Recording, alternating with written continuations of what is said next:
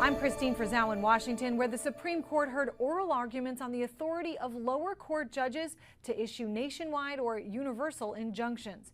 Just like many previous presidents, President Donald Trump believes lower court judges have too much power and keep blocking his agenda. The case stems from the president's executive order banning birthright citizenship.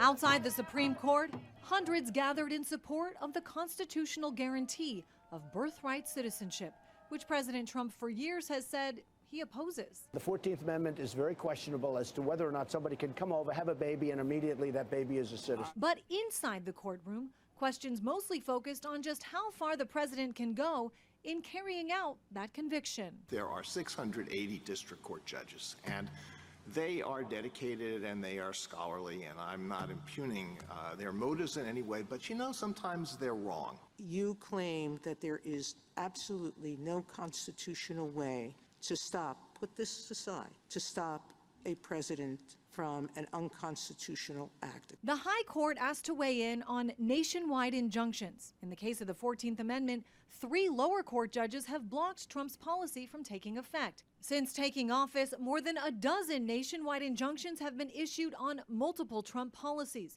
Critics and the Justice Department arguing that puts too much power in the hands of judges to block the president's agenda. Universal injunctions exceed the judicial power granted in Article 3, which exists only to address the injury to the complaining party. Critics have a different take. That if you don't like the nationwide injunctions that federal judges, both Republican and Democrat, are issuing, that don't do illegal, unconstitutional stuff. If the justices side with Trump, as they appear they may, it could have a sweeping impact on the power of lower court judges in this country. It means that the judges' decisions would be much more limited. It would just be in front of the people before them, not for the whole country. Again, an immediate answer to the birthright citizenship question in this case is unlikely, but a decision on some of the other big questions raised here is expected sometime before July.